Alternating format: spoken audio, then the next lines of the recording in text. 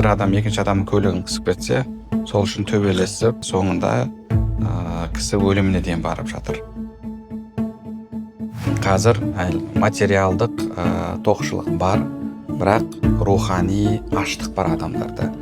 Ене мен келіннің арасындағы дүниелер, енді біз дамыма, байыма, әрекет етпе демейміз. Ол адамның жүрегінде тыныштық болады. Неге? Өйткені қай бағытта кетіп бара жатқанын, қай жерге жеткенін және қайда баратынын біледі. Ассалаумағалейкум, құрметті Нұр Уарақ қоры YouTube көрермендері. Бүгінгі біздің Сұрада біл жобасының кезекті шығарылымы. Бүгін сіздермен бірге қазіргі қоғамдағы руханият мәселесін талқылаймыз. Осыған қатысты бірнеше сұрақтарымыз бар. Және де біздің бүгінгі Сұрада біл жобасының кезекті қонағы исламтанушы, Құраннан 5 қырағат иесі Ерсін Әміре ұстазымыз. Ұстаз, қош келдіңіз. Қош көрдік. Ұстаз бұйырса, бүгінгі шығарылымда осы руханият мәселесіне қатысты бірнеше сұрақтарды өзіңізбен бірге талқылап, сол сұрақтардың жауабын іздеп көрсек. Иншалла. Сұрақтардың кезегіне өтейік, ұстаз. Жалпы қазіргі қоғамда неге адамдардың жүрегінде бір тыныштық жоғалған? Әрдайым қарасақ, әртүрлі сұрақтар мазалайды. Жалпы қоғамда тыныштық неге жоғалған? Аъуду биллахи минаш шайтанир ражим. Бисмиллахир-рахманир-рахим. Алхамдулиллах, уассалату вассаламу аля расулиллах. Жалпы адамның ішкі жан дүниесі бұл рухани жағы болып есептеледі. Өзі адам екі нәрседен тұрады ғой. Құранда Алла тағала адамды жарататын жайында айтқан кезде: «Инни халиқун башаран мин тин», мен топырақтан адам жаратамын.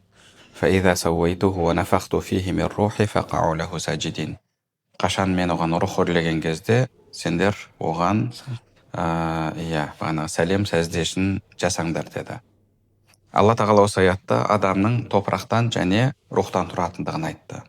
Және адам несімен артық екендігін білдіріп жатыр. Осы жерде рухпен артық екендігін білдіріп жатыр. Мен оның қаңқасын топырақтан жаратқан кезде сендер оған тағзым етіңдер деген жоқ. Қашан мен оған рух үрлеймін, сол кезде сендер оған тағзым етіңдер, оған сәлем сәждесін жасаңдар деді. Демек, адам топырақтан және рухтан тұрады. Топырақтан болған дененің өзіндік қажеттіліктері бар. Жерден болғаннан кейін адамның денесі, топырақтан болғаннан кейін оның қажеттіліктері материалдық дүниелер. Яғни дұрыс тағам жеу, дұрыс бағанағы көңіл бөлу денеге, спортпен шұғылдану деген сияқты сондай материалдық дүниелер. Ал енді екінші жағы бар. Ол екінші жағы ол рухани жағы. Енді ол рухани жағы неден тұрады адамның? Рухы неден тұрады деген кезде Алла тағала Құран кәрімде ол жайында: «Уайсалунака анир рух», олар сенен рух жайында сұрайды. «Қулир рух мин амри рабби, ва ма утиту минал илми илля қалила». Рух ол Алланың ісі, және сендерге ол жайында аз ғана білім берілді дейді. Қазірге дейін ғылым қанша дамыса да адамның рухын зерттей алған жоқ, рухының сырына жеткен жоқ. Яғни адамдар қазірге дейін сол адамның өмірін ұзартуға, сол бағанағы клеткаларын жасарту арқылы өмірін ұзартуға әрекет етіп жатыр ғой. Ал бірақ негізгі өмірдің сыры рух болғандықтан да, ол рухқа қатысты оларда жеткілікті білім болмағандықтан қазірге дейін, яғни бағанағы мәңгі өмір сүретін немесе кәдімгі жылдарға ұзартып тастайтындай ондай бір жетістікке жеткен жоқ.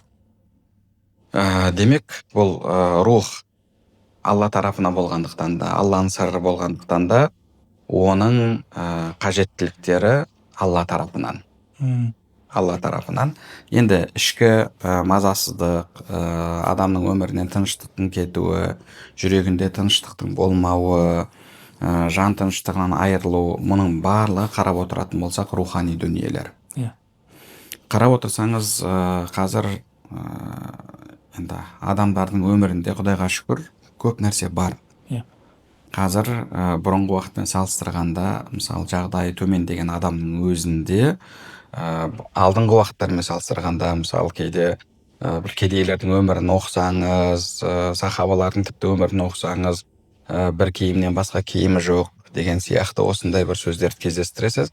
Ал қазіргі уақытта құдайға шүкір адамдардың өмірінде жалпы бұл жағынан бір қатты проблемалар жоқ, бірақ сонда да өмірлерінде тыныштық жоқ, өмірлерінде сондай бір жан рахаты деген дүние жоқ. Неге? Тәннің қажеттілігін алып жатыр.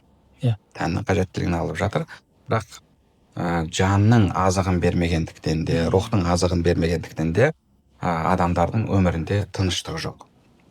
Ең бірінші кезекте адамның жан тыныштығы бұл Алламен дұрыс байланыста болудың нәтижесінде пайда болады. Адам жан тыныштығына сол арқылы қол жеткізеді. Құранда Алла тағала «Әля би-зикриллахи татмаиннул қулуб». Алланы зікір етумен жүректер орнығады, жүректер тынышталады деді. Демек, адам жүрек тыныштығына қол жеткізу үшін ол Алламен байланысын дұрыстауы керек. Оның руханияты дұрысталуы керек. Ол адамда қайдан келдім, не үшін келдім, және қайда бара жатырмын деген сұрақтарға жауап болуы керек, соған дайындық болуы керек. Енді адам қанша бұл дүниенің ләззатына, қызығына алданса да, бәрібір оның ішкі жан дүниесінде мен не үшін жүрмін, қайдан келдім, ертең мен де кетемін ғой, қайда барамын деген сұрақтар мазалайды. Ал енді біреу жолға шықса, жолға шыққан кезде қайда кетіп бара жатқанын білмесе, соңғы аялдамасы қай жер екенін білмесе, ол жақта не күтіп тұрғаны, не болатынын білмесе, ол адам бір рахат күйде сапарға шыға алмай, жол жүре алмайды. Мысалы, бір адам бір керемет вагонның ішінде жолда кетіп бара жатыр. Ішінде бәрі бар. Ішінде бәрі бар. Жеймін десе шведский стол, неше түрлі тамақтар, мына жағында игротекасы, мына жағында тағы басқа дүниесі, мына жағында спасы деген сияқты ішінде бәрі бар дерлік. Бірақ ол вагонның терезелері жоқ, толықтай жабық. Әлгі адамда өзі қайда кетіп бара жатқанын білмегендіктен де мазасыздық болады. Ол бір рахаттан сапар кеше алмайды. Ал енді екінші адам мысалы бір қарапайым вагонда кетіп бара жатыр, бірақ терезесінен қарап отыр, ар жақтан табиғатты көріп отыр, қайда келгенін біледі, қай аялдамаға келгенін біледі. Ол адамның жүрегінде тыныштық болады. Неге? Өйткені қай бағытта кетіп бара жатқанын, қай жерге жеткенін және қайда баратынын біледі. Қазір материалдық тоқшылық бар, бірақ рухани аштық бар адамдарда. Сол рухани аштық болғандықтан да рух өзінің негізгі әсілімен қайдан келді, сонымен байланысын үзгендіктен де адамда жан тыныштығы жоқ, жан рахаты жоқ. Мұның барлығы қашан реттеледі, қашан дұрысталады? Сол жанның, рухтың иесімен байланысы дұрысталған кезде, әлгі мазалайтын сұрақтарға жауабы дұрыс болып, және соған дайындық көрген кезде, ол адамның өмірінде тыныштық пайда болады, ол адам жан рахатына қол жеткізеді. Осы ұстаз рухани бір аштық деп айтсақ болатын шығар. Осы рухани аштық жалпы қоғамнан бір белгілер байқала ма? Біз қалай байқай аламыз? Мысалға, белгілі бір қоғамда алатын болсақ, осы бір сырт көзден қарағанда мына ортаның бір несі руханияты әлсіз деген секілді немесе бір сырттай қараған кезде бір көрген көзге сразу бізге ойымызға келетін рухани көмек керек деген бір белгілер байқай аламыз ба? Өкінішке қарай, біздің қоғам жалпы рухани құлдырап жатыр, рухани құндылықтарды жоғалтып жатыр. Оны біз күнделікті өмірден байқаймыз. Қарайтын болсақ, адамдардан сабырлық кеткен. Орынсыз ашулану, тез ашулану, әйтеуір негатив көп адамдардың өмірінде. Мысалы, бір адам екінші адамның көлігін қысып кетсе, сол үшін төбелесіп соңында кісі өліміне дейін барып жатыр. Кеше мысалы 13 жасар бала өзінің бағанағы досын пышақтап, былайша айтқанда соңында әлгі бала қаза тапты. Отбасыларда тыныштық жоқ, отбасыларда береке жоқ. Адамдардың қарап отыратын болсақ, бір сондай майда дүниелермен айналысып кетуі, әлеуметтік желілерге кірсеңіз, талқылап жатқандары біреудің ішкені, біреудің кигені, біреудің ажырасқаны, біреудің тағы бір нәрсе істеген деген сияқты, біреулердің жеке өмірімен айналысу, одан кейін жалпы дұрыс емес нәрселерді дәріптеуі, дұрыс көруі, қарап отыратын болсаң, мысалы дұрыс емес тірлік, дұрыс емес нәрсе, бірақ адамдар оның өзінің жеке өмірі, өзі біледі, ол өзі өмірінің қожайыны деген сияқты осындай көзқарастар. Жалпы өкінішке қарай біздің қоғамда қазір бір-біріне деген сыйластық кеткен, ата-анаға деген сыйластық кеткен, қазір ене мен келіннің арасындағы дүниелер, бұрынғы уақытта көтерілмеген тақырыптардың көтерілуі, мен оған қызмет етуге міндеттімін бе, міндетті емеспін бе, жеке басты қастерлеу, жеке адамның жеке пространство, самооценка, тағы да басқа деген сияқты дүниелердің көп көтерілуі, тек қана адам өзін бақытты етуге өзі үшін өмір сүреді, ол өзін ғана бақытты ету керек деген сияқты тақырыпта мұның барлығы не үшін көтеріліп жатыр? Өйткені біздің қоғамда руханият әлсіреп жатыр, рухани құндылықтар әлсіреп жатыр. Адамдардың бір-біріне деген сыйластығы, құрметі кетіп жатыр, төзімсіздік, мұның барлығы сол қоғамдағы рухани аштықтың, рухани құлдыраудың, рухани құндылықтардың жоғалуының көрінісі. Сосын тағы да бір мынандай бір мәселе бар. Қазір осы руханияттан бір саты немесе бірнеше саты жоғары деп айтсақ болатын шығар. Бірнеше саты жоғары болып тұрған жаңағыдай хайп, статус, дүние деген нәрселер өте қатты проблема болып тұр, яғни өте үлкен мәселе болып тұр. Осының себептері неде деп ойлайсыз? Енді бағана айтып кеткендей, сол адам рухани құлдырағаннан кейін ол материалдық нәрселерге басымдылық береді. Ол Раббысымен байланысын үзгеннен кейін осындай дүниелік уақытша нәрселерге мән береді. Оның үстіне жалпы адамда Алла тағала айтқандай хулиқал инсану аджула, адам асығыс етіп жаратылды деді. Яғни адамның бойында асығыстық деген сипат бар. Кез келген нәрсенің нәтижесін тез көргісі келеді. Ал енді дін адамға не дейді? Дін адамға ертең ақирет бар, Құдайдың алдына барасың, сол жақта жақсылығыңның пайдасын көресің, жамандығың зиянын көресің дейді. Ол адам ақиретті көріп тұрған жоқ, жәннат тозақты көріп тұрған жоқ. Мына жерде дүние болса, дүниенің пайдасын бірден көреді.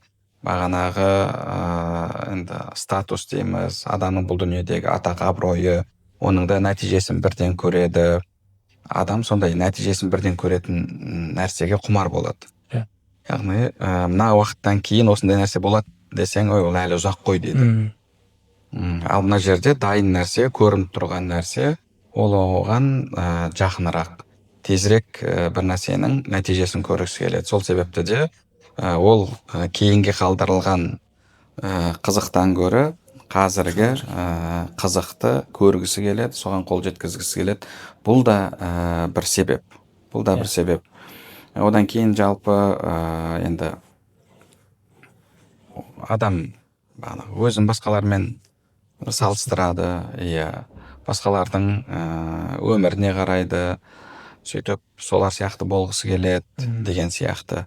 Енді бұл жерде шүкіршіліктің азаюы да бұның бір себебі деуге болады. Неге? Өйткені шүкіршіл адам бұл дүние мәселесінде бірінші кезекте өзінен төменге қарайтын адам. енді біз дамыма, байыма, әрекет етпе демейміз. Оның барлығы сыртқы әрекеттер, сыртқы іс-әрекет. Ал бірақ ішкі жан дүниеде, адам өзінің ішкі жан дүниесінде ол өзінің жағдайына наразы болып, неге мен мұндай жағдайдамын, неге пәленше мынандай деген сияқты сондай бір ішкі наразылықтың болуы, бұл әлбетте дұрыс емес. Ол наразылықтан одан кейін қызғаныш туындайды, одан көре алмаушылықтан туындайды, одан өшпенділік туындайды деген сияқты. Сол үшін де яғни сыртқы әрекет болу керек, бірақ адам ішкі жан дүниесінде Құдайға шүкір, әйтеуір жағдайым жаман емес деген осындай бір ол адамда қанағат сезім болу керек, ол адамда тағдырына, жағдайына, өміріне разылық сезім болу керек деген сияқты. Яғни осындай дүниелердің барлығы қосыла келе адамды руханияттан гөрі материалдық дүниелерді артық көретін етеді. Адамның соған талпынуына осы нәрселер тікелей әсер етеді. Сіз осы атап өткен тақырыптың барлығына адамның иманы, жеке иманы әсер етеді ғой? Әлбетте, иманның тікелей әсері бар. Өйткені адамның өміріне, өмір сүруіне, адамның өзіне қарым-қатынасына, өзгемен қарым-қатынасына, қоршаған ортамен қарым-қатынасына, жалпы құндылықтарды бағалауына оның иманы тікелей әсер етеді. Былайша айтқанда, ішкі сенім, ішкі наным, адамның иманы бұл адамға бағыт-бағдар көрсететін нәрсе. Құранда Алла тағала ахирату хайру абқа, мысалы, ақирет қайырлы және тұрақты дейді. Ақиретке сенген адам ертең Құдайдың алдында әрбір ісі үшін жауап беретіндігіне, соның жақсылығын немесе зиянын көретіндігіне сенген адам бұл дүниеде ешкімнің ала-жібін аттамайды, ол өзінің жағдайына қанағат етеді, ол біреуге қиянат жасамайды. Яғни өзгенің өміріне құрметпен қарайды, өзгенің ақысын жеудің дұрыс емес екендігін біледі. Мұның барлығы неден туындайды? Мұның барлығы адамның ішкі сенімінен, иманынан туындайтын нәрсе.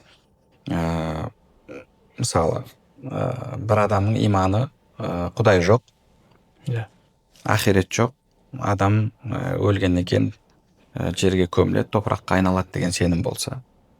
Яғни осы дүниедегі іс-әрекетіміздің ешқандай сұрауы жоқ.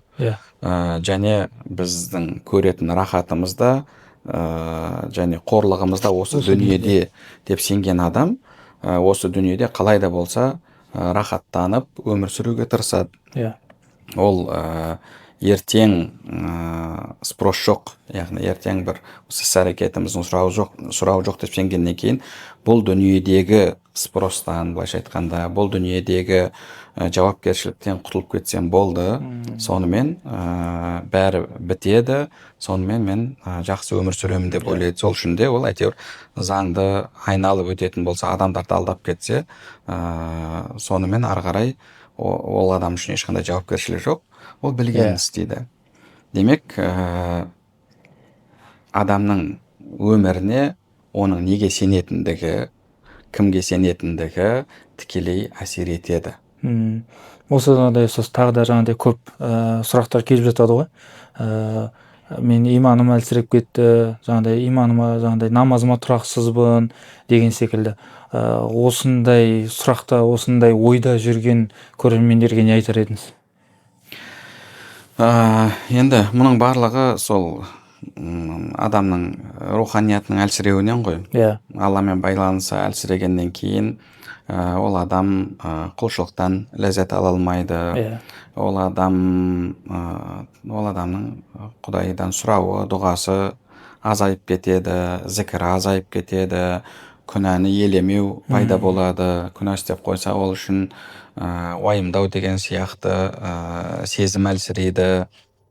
Енді мұның барлығын қайтадан қалыпқа келтіру үшін адам жалпы бірінші бірінші кезекте яғни ол адамның көзқарасы реттелу керек, және сол енді былай ғой, адамда білім деген нәрсе бар, сенім деген нәрсе бар. Сенім дегенде қалай? Мысалы, бір адам өзін мұсылманмын деп есептейді. Ол Алланың бар екендігіне сенеді, Алла бар деп біледі, ақирет бар деп біледі. Бірақ сол білім ода бір мықты иманға, сенімге айналмаған кезде, яғни сол сеніп тұрған Алланың бақылап тұрғанын, әрбір іс-әрекетінде сол Аллаға мұқтаж екендігін сезінбеген адам бәрібір ақиретке сенгенімен, Алланың бар екеніне сенгенімен күнәға барады. Мысалы, көп мұсылмандар, намаз оқымайтын мұсылмандар көп пе арамызда? Иә, намаз оқымайтын мұсылмандар көп. Күнәлар істейтін мұсылмандар көп пе? Иә, көп. Енді олар Аллаға сенбей ме? Жалпы сенеді. Бірақ оның сенімі бір мәлімет сияқты болып қалған да. Бір мәлімет сияқты болып қалған. Әлгі темекі шеккен адам темекінің зиян екенін білмей ме? Біледі. Бірақ темекісін шегіп жатыр. Неге? Өйткені сол маған қатты зиян, мен осының ертең осындай зиян көрем деген сияқты сезім оның бойында күшті емес. Тура сол сияқты адамның иманы да әлсіреп кеткен кезде ол бір мәліметке айналып қалады. Сол үшін де сол иманды сезімге айналдыру керек. Алла тағала мені бақылап тұр, Алла мені қолдап тұр, әрбір іс-әрекетінде мен Аллаға мұқтажбын деген сияқты сезімін күшейту керек. Ол үшін Алланы көп зікір ету керек. Өйткені Алланы зікір етумен жүрек орнығады, жүрек тынышталады, және жүрек тіріледі. Өйткені пайғамбарымыз саллаллаху алейхи уассалам өзінің хадисінде Алланы зікір етуші мен зікір етпеуші тірі мен өлі сияқты деп салыстырған. Демек, жүректі адам тірілту үшін көп Алла тағаланы зікір ету керек. Ол адам тақуалығын күшейту керек, және көзін сақтау деген нәрсе, оның өзі пайғамбар саллаллаху алейхи өзінің хадисінде айтқандай, юрису халауатал иман, яғни иманның ләззатын сезіндіреді адамға. Былайша айтқанда, ол өзімен рухани көп жұмыс істеу керек. Өзімен көп рухани жұмыс істеу керек. Және сол құндылықтарды дұрыс реттейтін ортамен байланысу керек. Солар жақсы достары болу керек. Өйткені адамның ортасы оған тікелей әсер етеді. Ортасы оған тікелей әсер етеді. Достары, мысалы, тек қана дүниені сөз ететін достармен жүрсең, сенің де негізгі құндылығың дүние бола бастайды. Жаныңдағылар неге қызығады, нені әңгіме етеді, сол нәрсе сенің де жүрегің кіреді, сенің де көңілің сол нәрсеге ауады. Сол үшін араласатын адамдарың, достарың, қоршаған ортаң дұрыс болуы керек. Ол да адамның жағдайына, руханиятының түзелуіне тікелей әсер етеді. Ұстаз, жалпы осы өзімізде жүрген кезде, өзімізде жалпылай қоғамда жүрген кезде, өзіміздің жанымыздағы достарымыз да осындай бір мәселемен бізге келіп жатады.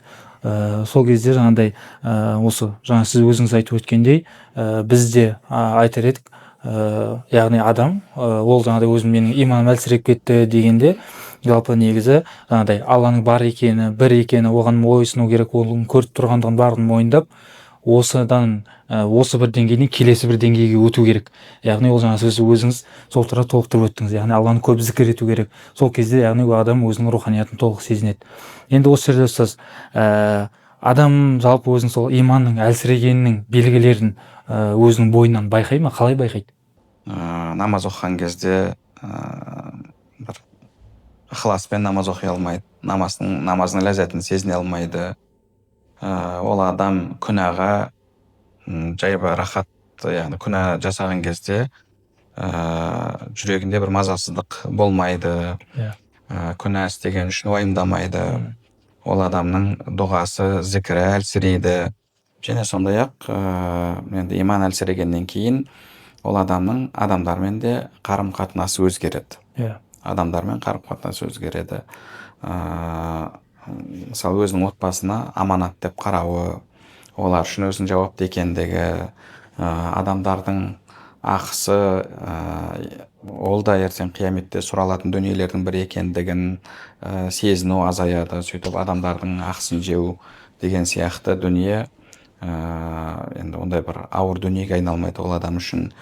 Адам осындай нәрселерден жалпы өзінің иманның әлсірегенін көре алады. ұстаз, осы жалпы адам өзінің бойындағы иманның әлсірегенін байқады, көрді, білді, сезді. Одан кейін қандай әрекет жасау керек, яғни не нәрседен бастау керек? Өзінің руханиятын қайта қолға алу үшін, өзінің иманын көтеру үшін не нәрседен бастау керек? Енді ең бірінші кезекте сол иманын күшейтумен айналысу керек. иә Өйткені иманның күшті болуы осы нәрселерді бірінші кезекте реттейді.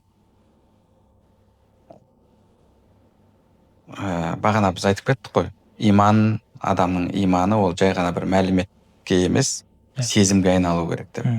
Яғни ол Алла тағаланың мысалы 99 есіміне сенеді ме? Алла тағаланың 99 есімін сезіне білуі керек. Жүріп тұрған кезінде әрбір іс-әрекетінде Аллаға мұқтаж екендігін, әрбір іс-әрекетінде Алла тағала оны бақылап тұрғанын, әрбір іс-әрекетінде Алланың мейірімі оған жауып тұрғанын, сол Алланың мейірімі болмаса ол еш нәрсе істей алмайтындығын, осының барлығын адам сезінген кезде ол адам жүрегінде шынайы мұқтаждық туындайды. Мұқтаждық туындағаннан кейін ол әрекетке көшеді. Мысалы бір адам біреудің қолында жұмыс істейді, айлығын содан алады, жағдайын сол адам арқылы жасап отыр. Ол ондай кезде не істейді? Әлгі адамды ашуландырмайды, оның көңілін қалдыратын іс-әрекеттер жасамайды. Неге? Өйткені толық мұқтаждығын сезініп тұр. Сол, яғни менің тіршілігім, іс-әрекетім, өмірім, айлығым барлығы осы адамға тікелей байланысты, осы адамның қолында деп сенгеннен кейін әйтеуір соның көңілін табуға тырысады. Көреміз ғой, мысалы бір бастықтың қол астында жұмыс істейтіндер қалай соның алдында кәдімгідей жалтақтап, әйтеуір көңілін табуға тырысып, жағымпазданып деген сияқты осындай іс-әрекеттерді жасайды. Неге? Өйткені әйтеуір соның көңілінен шықсам, маған назар түссе, сөйтіп жағдайымды реттесем деген сияқты ішкі сезім болғандықтан, сондай ой болғандықтан да осындай іс-әрекетке барады. Енді адам барлық іс-әрекетінде, өмірінде Аллаға мұқтаж емес пе? Оның денінің сау болуы, ауырып қалуы, отбасында бақытты болуы, бақытсыз болуы, табысты болуы, табыссыз болуы, ұрпақты болуы, ұрпақсыз болуы, ұрпағының денінің сау болуы, немесе ауру болуы, туған туысқандарымен қарым-қатынасы деген сияқты қарап отыратын болсақ, бүкіл дүниесі Аллаға тікелей байланысты. Адам сол нәрсені сезінген кезде ол адамда Аллаға деген мұқтаждық туындайды. Адамда сол Аллаға деген мұқтаждық сезімі күшті болған кезде ол адам Алланың бұйрығын орындамауға ұялады, және Алланың тыйған нәрсесін істеуге ұялады. Былайша айтқанда, ол адам Алла разы болатын істерді істеуге тырысады. Демек, адам бірінші кезекте иманын күшейту керек. Ол үшін не істеу керек? Ол үшін бірінші көп Алланы зікір ету керек. Өйткені Алланы зікір етумен, қазір біз айтып кеткендей, ол адамның жүрегі тыныштық табады, жүрегі тіріледі, және сондай-ақ құлшылығын күшейту керек, көзін сақтау керек, түрлі харам нәрселерден, әсіресе осындай әлеуметтік желілер кеңінен тарап, адамдардың қолында телефон, сондай дүниелер жеңілдеген заманда көзді сақтау, тек қана Алла разы болатын нәрселерді көру бұл қиынға соғатын заманда ол адам өзін бақылауы керек. Көзін, құлағын, тілін, былайша айтқанда барлығын сақтайтын болса, ол адамның иманы күшейеді. Өйткені ғұламаларымыз айтып кеткендей, мұның барлығы шайтанның адамның жүрегіне кіретін есіктері. Тіл бір есік, көз бір есік, құлақ бір есік деген сияқты сол есіктердің қорғанын күшейту керек, былайша айтқанда. Шайтан кіріп, оны азғырмау үшін. Осы нәрселердің бәріне көңіл бөлу керек. Және бағана айтып кеткендей, қоршаған орта бұған тікелей әсер етеді. Алла тағала «Я айюхаллазина аману аттақуллаха ва куну мағас садиқин». Иман келтіргендер, тақуалық етіңдер және шыншылдармен бірге болыңдар деді. Пайғамбарымыз саллаллаху алейхи вассалам жақсы дос пен жаман досты әтір сатушы мен теміршіге ұқсатты. Әтір сатушыдан, иіссу сатушыдан сен әрдайым бір жақсы иіс сезінесің. Яғни сол сияқты жақсы достың саған сондай бір жақсы әсері болады. Әйтеуір Құдайдан қорқ, бұлай істеме, досым жүр, мешітке барайық, жүр Алланы зікір етейік, мынандай бір пайдалы бір кітап оқиық, қоғамға пайдалы дүние істейік деген сияқты осындай сауапты істерге ол адамды үндеп тұрады. Жүр кеттік түнімен игротекада ойнайық, немесе кеттік үйтейік, кеттік кальян шегейік, кеттік бағанағы әлгі букмекерлік неге барып ақша тігейік деген сияқты достар жаман әсер етсе, әлгіндей жақсылыққа, құндылыққа шақыратын достар керісінше жақсы әсер береді. Соларға қарап ол бой түзейді. Сол үшін де яғни қоршаған ортада адамға тікелей әсер етеді.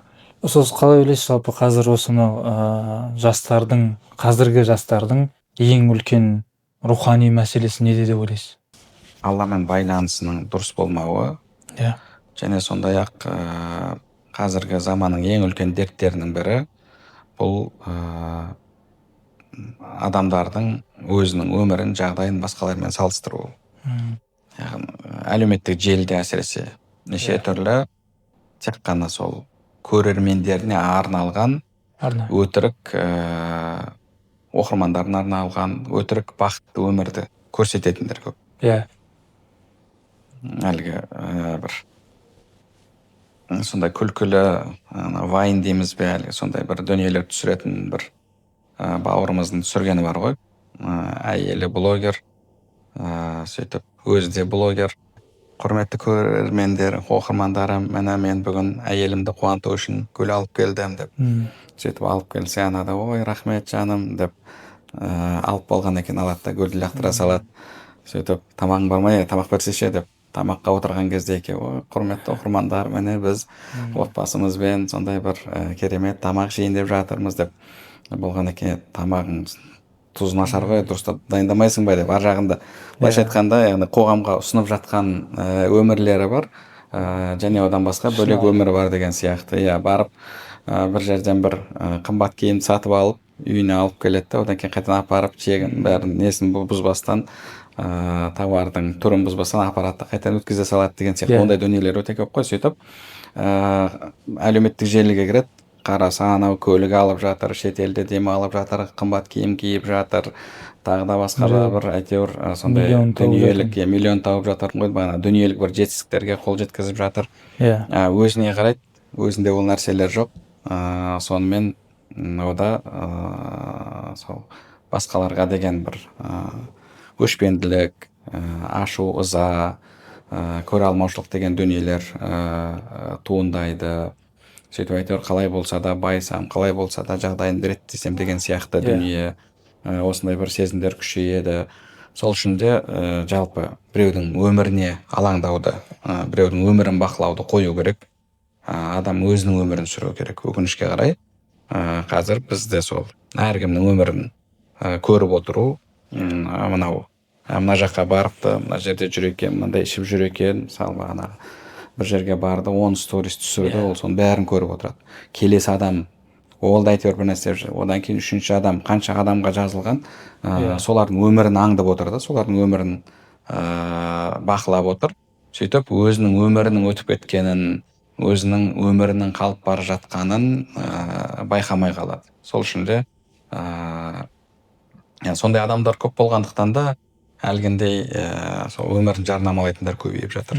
Егер әркім өзінің өмірін сүретін болса, онда ондай дүние болмас еді. Сол үшін де яғни жалпы руханиятын күшейтіп, Алламен байланысын күшейтіп, одан кейін сол біреудің өміріне қызығуды, біреудің өмірін бақылауды тоқтату керек. Одан кейін жалпы енді қазіргі жастарда өкінішке қарай сол мейірімнің кетуі көп байқалады. Қатыгездік, одан кейін әлгі не дейміз, эгоизм деген сияқты сезімдер көп күшейіп бара жатыр. Мұның барлығы сол жастардың бойындағы негізгі дерттер деп айтуға болады. Осы жаңа сіз айтып өттік қой, әлеуметтік желі туралы. Осы қазір әлеуметтік желі жаңағыдай Инстаграм бар, ТикТогы бар, басқасы бар. Осының барлығы біздің жалпы адамның жүрегіне тікелей әсер етеді ғой, Иә, адам жүрегіне тікелей әсер етеді. Жалпы адамға әсер ететін сол қоршаған ортасы және сонымен бірге енді әлеуметтік желіде қоршаған орта сияқты болып қалды ғой. Өйткені күніне қанша сағат әркімнің өмірін бақылап аңдып отырған кезде ол оған әсер етпей қоймайды. Демек, адамның араласып жүрген қоршаған ортасы, ол материалдық кәдімгі көрініп тұрған қоршаған ортасы, ол күнде араласатын адамдары, және екіншісі сол әлеуметтік желіден дос болып, күнде соның өмірін бақылап отырған кезде, ол да оның қоршаған ортасы сияқты. Екеуі де тікелей әсер етеді. Сол үшін де, яғни жазылатын болса, дұрыс парақшаларға жазылып, дұрыс құндылықтарды насихаттайтын, әйтеуір пайдалы дүниелерді қоятын сондайларды, сондай адамдармен дос болу керек, соларды қарау керек. Сол кезде ол оған жақсы әсер етеді. Ал енді керісінше дүниесімен мақтанатын, дүниесін жарнамалайтын, ішкенін жарнамалайтын, қыдырған жарнамалайтындарға адам тіркеліп, соларға қызыға қарайтын болса, ол адамда шүкіршілік азаяды, ол адамда өзінің жағдайына наразылық туындайды. Бұның барлығы әлгі ішкі жан дүниесінің бұзылуына алып келеді. Жалпы сіз қазір әлеуметтік желі, жалпы адамды өзгертетін әлеуметтік желі немесе өзінің ортасы деп екіге бөліп қарастыра алмаймыз, екеуі де тікелей байланысты. Екеуі де тікелей байланысты, иә. Екеуі де тікелей байланысты. Қоршаған ортасы да және күнде көріп отырған дүниесі. Пайғамбарымыз саллаллаху алейхи вассалам өзінің хадисінде басыңды және басыңның ішіндегін сақта деді. Енді басының ішіндегі адамның миы ғой, адамның миы, ақылы, оның барлығы әлгі көріп отырған нәрсесінен, естіп жүрген нәрсесінен қоректенеді, азық алады. Сол одан кейін оның көзқарасын қалыптастырады. Енді адам мәліметті қалай алады? Көзбен алады, құлақпен алады деген сияқты. Соны күнде көзмен көріп отырған нәрселері оның көзқарасын міндетті түрде қалыптастырады. Осы ұқсас қазір әлеуметтік желі жалпы бізді Құраннан алыстатуы ең негізгі себептің бірі деп айта аламыз ба? Бұл жерде әлеуметтік желі деп айту қиын. Әлеуметтік желіге егер біз басымдылық берсек, мысалы негізгі көретін нәрселер бар. Таңертең тұрдың, мысалы негізгі керек нәрселер жасадың, сонымен арасында бір жаңалықтарды оқып қойдың, арасында бір-екі пайдалы бір бағдарлама көріп қойдың деген сияқты. Ондай кезде енді ол адамды бағанағы діннен, Құраннан алшақтатып, ұзақтатып, оның иманын әлсіретті деп айту қиын. Бұл жерде біз басымдылықты неге беріп жатырмыз, соған байланысты да. Ал енді бір адам мысалы сағаттап әлеуметтік желіде отыратын болды. ТикТокқа кіріп алады да, мысалы күніне 300, 400, 500 рилс көреді. Біреудің көреді, екіншісін көреді, үшіншісін көреді. одан кейін түрлі мәліметтердің алмасып отыру, мысалы бір күлкілі нәрсе, артынша қайғылы нәрсе, одан кейін тағы мұның барлығы негізі адамға кері әсер етеді деді.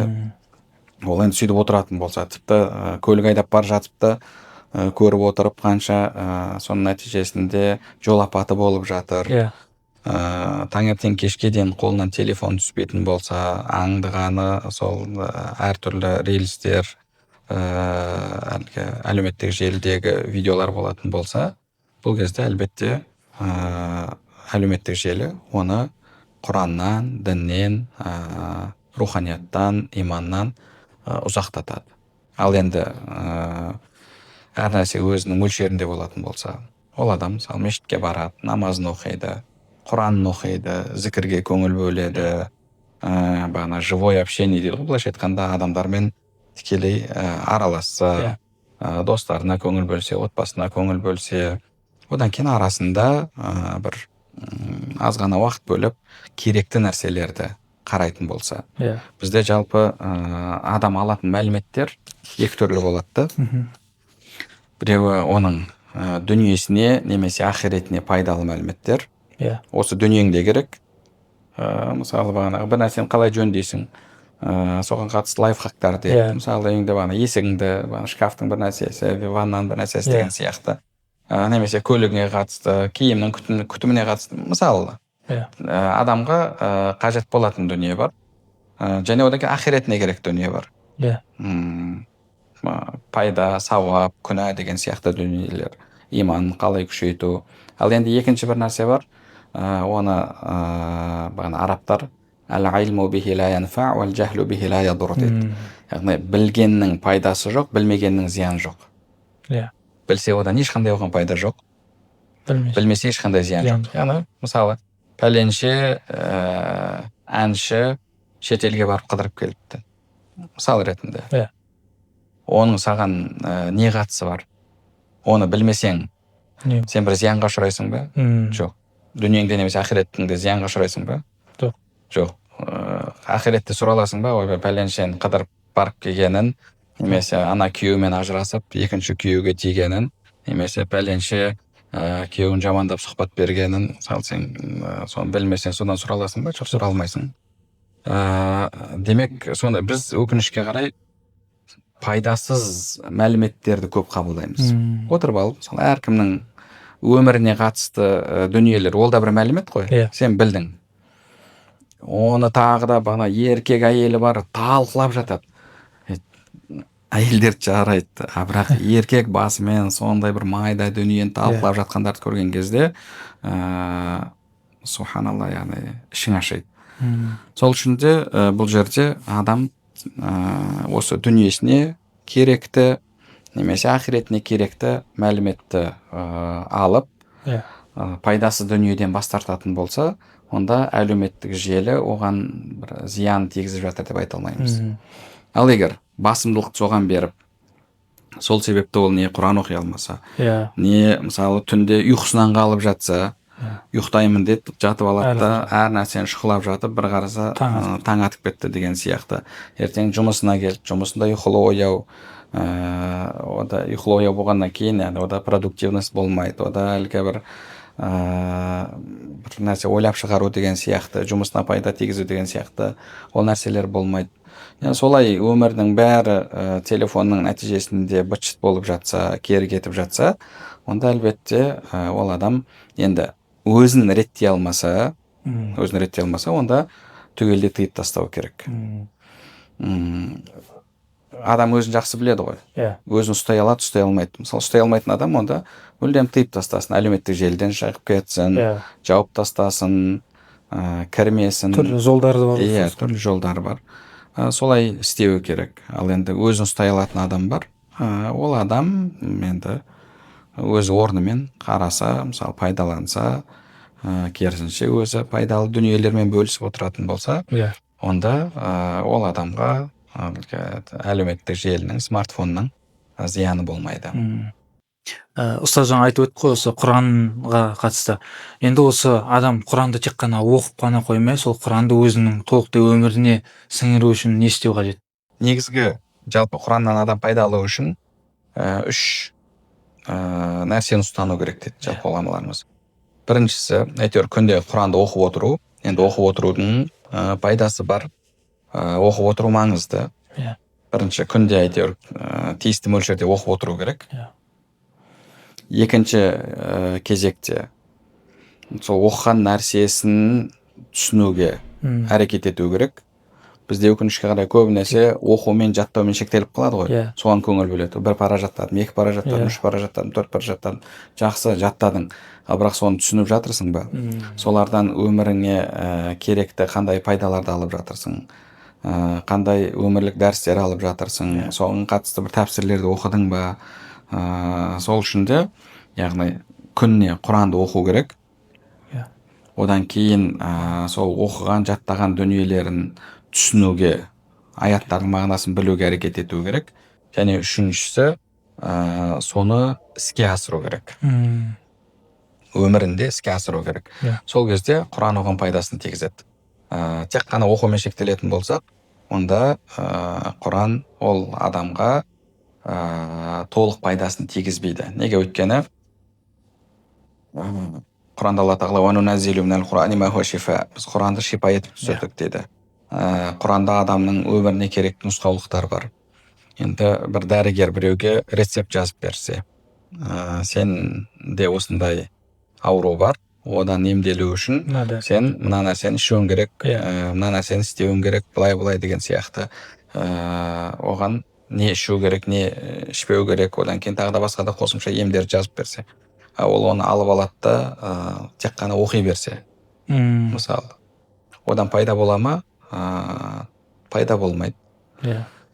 Ол соған әрекет ету керек. Соған әрекет ету керек. Сол үшін де бірінші кезекте Құранды оқып жаттау керек. Оның маңыздылығы зор. Ертең жәннаттағы дәрежең жаттаған Құранға байланысты дейді. Одан кейін бірінші кезекте оқу керек. Оған мән беру керек, оқу жаттау. Екінші кезекте сол мағынасын түсіну керек. Үшінші кезекте әйтеуір күнде аз да болса сол оқыған, үйренген нәрсесін жүзеге асыруға, өмірінде пайдалануға әрекет ету керек. Сол кезде Құран оның өміріне кіреді, өміріне араласады. Тек қана бір теориялық дүние болып қалмайды. Енді ұстаз, осыны қазір адам өмірінде бір андай мазасыздық, немесе тағы да бір өзінің жаңағыдай жанын мазалаған сәттер болған кезде Құраннан қандай бір тірек, немесе Құраннан бір өзіне пайда алатын не нәрсе іздеу керек? Енді Құран зікірдің ең үлкені ғой. Әла би-зикриллахи татмаиннул қулуб. Алла тағаланы зікір етумен жүректер орнығады дейді. Сол үшін адам Құран оқу арқылы, Құранды есту арқылы жүрегі тынышталады. Енді бірақ жүрегі тынышталу үшін әлбетте жүрегі соны қабылдауы керек. Өйткені ол жерде бағанағы Құран бір сигнал болатын болса, сол сигналды қабылдай білу керек те. Адамның жүрегін егер тат басып кететін болса, жүрегі қарайып кететін болса, қатайып кететін болса, онда оның кейде пайдасы аз болып жатады. Имам Ғазали рахмаулла мынандай бір мысал келтіреді.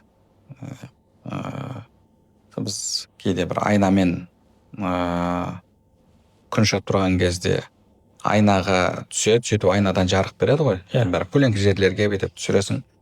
Соны мысалға келтіреді. Жарық беру үшін айнаның беті таза болу керек дейді. Айнаның беті егер шаң басып қалған болса, кірлеп қалған болса, онда күннің әлгі сәулесінің оған әсері болмайды дейді. Сол сияқты адамның жүрегі де сол Құранды қабылдай алу керек. Қабылдайтын болу керек.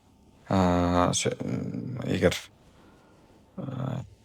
Құран оқитын болса, және одан кейін сол Құраннан өмірлік дәрістерді, өмірлік қағидаттарды үйренетін болса, ол жайында ғұламалардың да жазып кеткен мысалы кітаптары бар, уағыздары бар деген сияқты.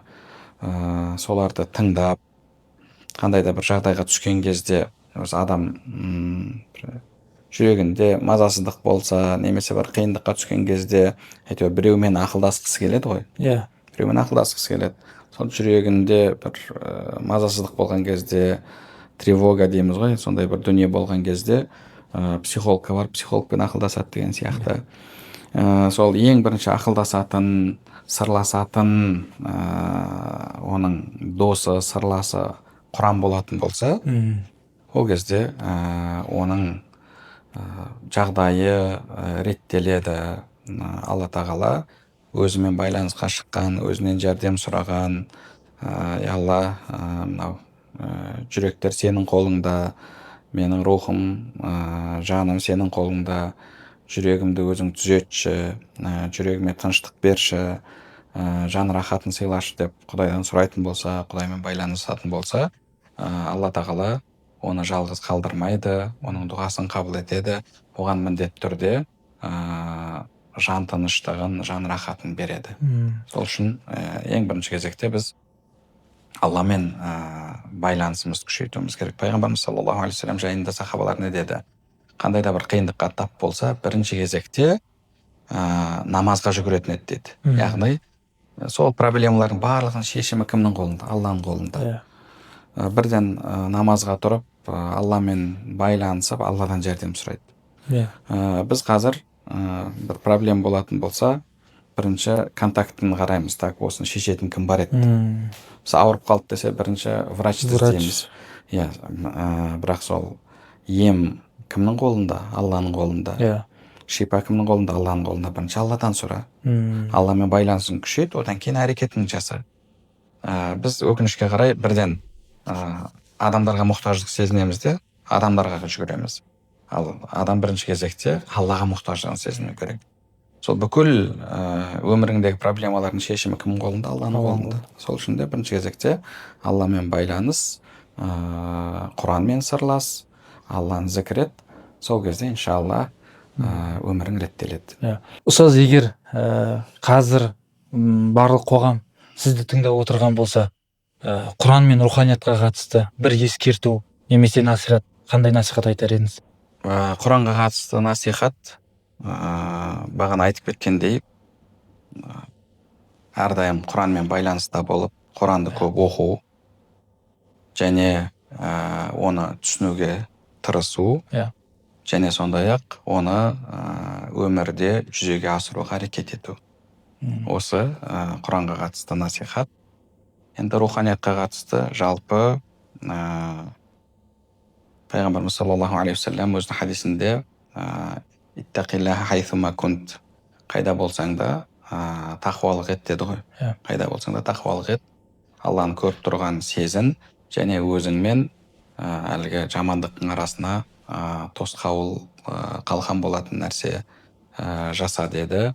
Яғни Алла тағаланың бұйрығын орындап, тыйғаннан тыйылып, сол Аллаға мұқтаждығымыз сезініп, Алламен байланысымызды күшейту, бұл өмірдің өткінші дүние екендігін, ертең әрбір іс-әрекетіміз үшін Алланың алдында сұралатындығымызды сезініп, соған әрекет ету.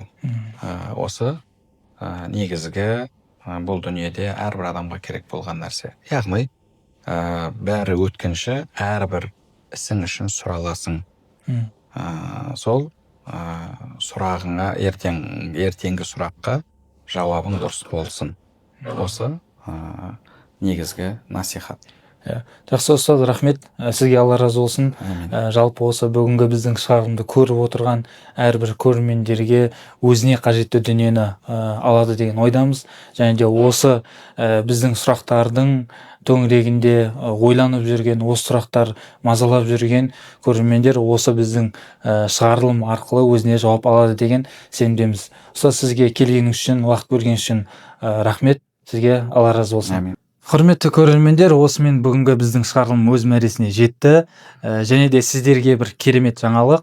Осы шығарылымның комментарий бөліміне ең керемет, ең креативті жазған комментарийге біз Нұр Мара қорының атынан арнайы сыйлық беретін боламыз.